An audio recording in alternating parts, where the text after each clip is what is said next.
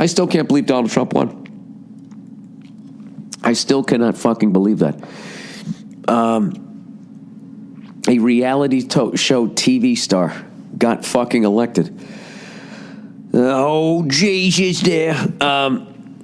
Two of the worst fucking candidates ever to fucking face each other, in my humble fucking opinion. But what the fuck do I know? Evidently, I know a lot, considering a lot of the fucking emails I got and all the shit on Twitter. I got a lot of shit for my appearance on Conan, which, I got to be honest with you guys, was not a fucking easy one to do. It was the day after the election. Everyone was in shock, I think including Trump supporters. Because I went back east and I talked to a couple friends of mine and they voted for Trump. And I was like, dude, I can't believe that guy won. And they were like, yeah, I can't fucking believe it either. So, I don't know. Maybe this is like when the Patriots beat the Rams. I have no fucking idea. But anyways, that was not an easy spot to be in, you know? And I stayed true to who I was, an uninformed jackass who can't fucking read out loud, who's into conspiracy theory.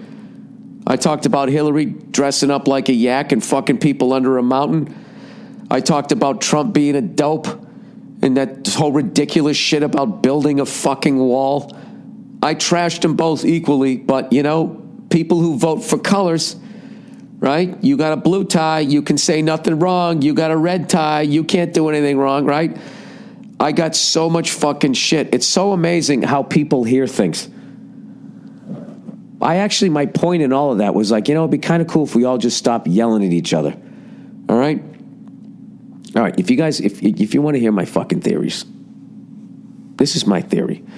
Okay, I think Trump got in because of 8 years of Obama and the progressive left. And I think they got in because of 8 years of George Bush. And Bush and Cheney. And I think they got in because of 8 years of Clinton. And I think Clinton got in because of 12 years of Reagan and Bush.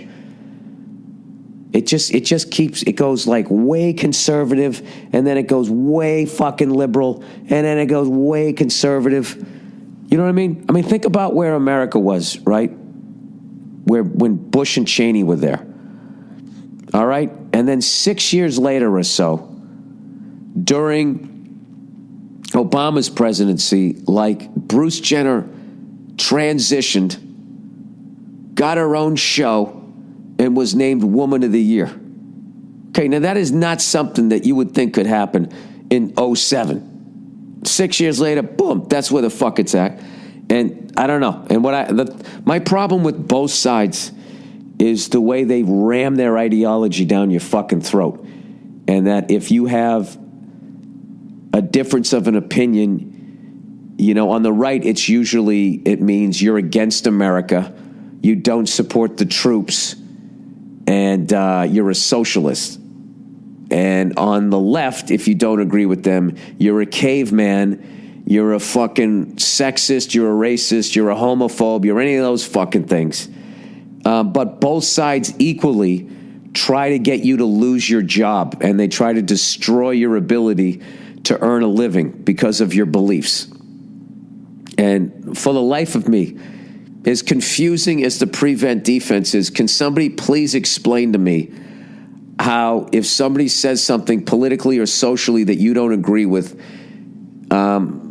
spawning a movement to get them to lose their fucking job, how that makes that person more supportive of the troops, America, less of a socialist, whatever the fuck it is you think they are, or how that makes them less racist, less homophobic. Like, I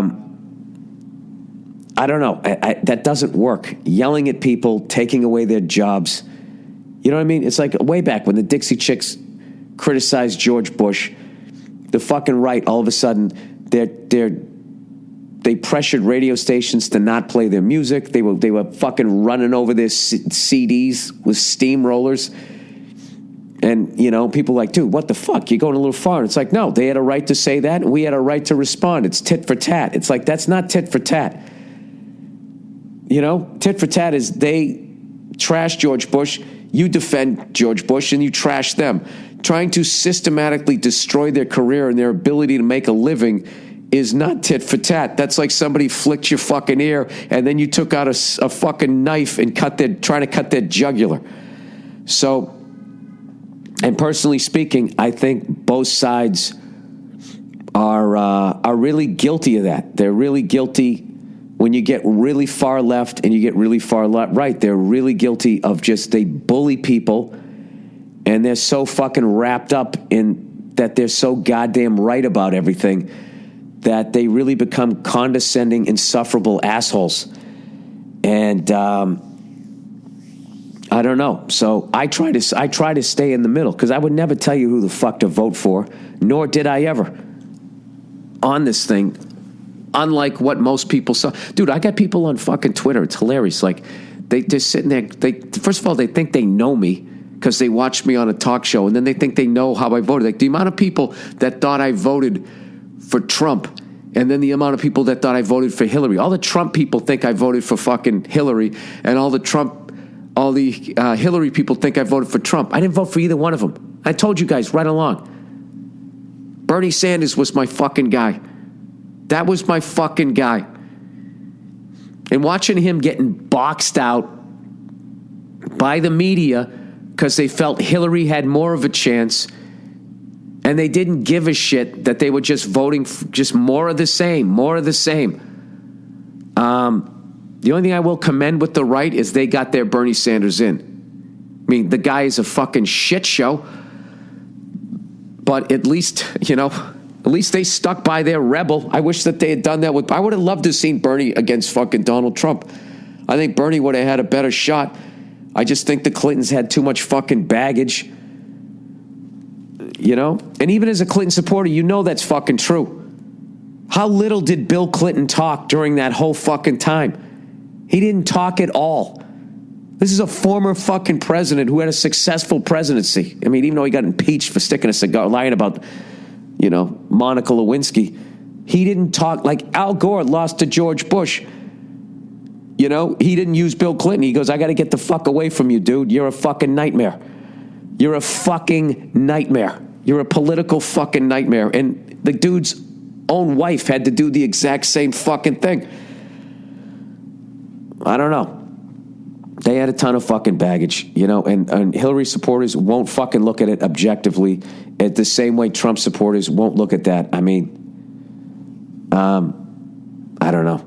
It's a fucked up time. But I will tell you this, though. The time for screaming and yelling at each other is over, I feel, and it would be nice is if those people who aren't crazy fucking left and crazy right could kind of maybe break bread a little bit.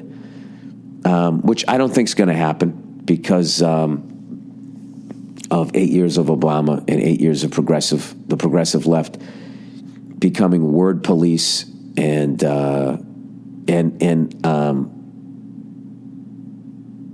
social police and idea police and all of this stuff, telling you what the fuck you're supposed to think about everything and what you're supposed to say and what word you're supposed to use. And I really think it's overly simplifying, saying that the right voted the way they did because they want to say homophobic and racial slurs, just turning people into that's just, like both of them. They always turn each other into like a cartoon. Like, you ever notice, like, whenever like a Democrat gets in, the right totally overreacts and like, it's going to be socialism. It's going to be like communist Russia.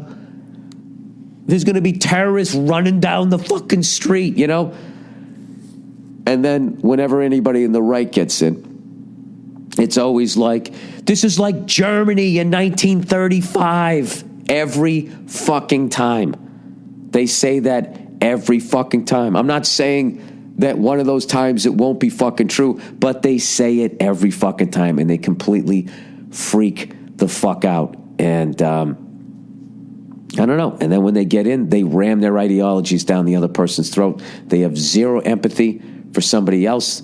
They have zero empathy for how people want to raise their kids. And they just, both sides, they just like, we're 100% right, and you're going to fucking take this right down the throat. And I don't know. Each election, I think the pendulum keeps swinging farther and farther. But even if you're not fucking Democrat, you have to be proud of the last 8 fucking years. I mean, at least there was no cigars and pussies.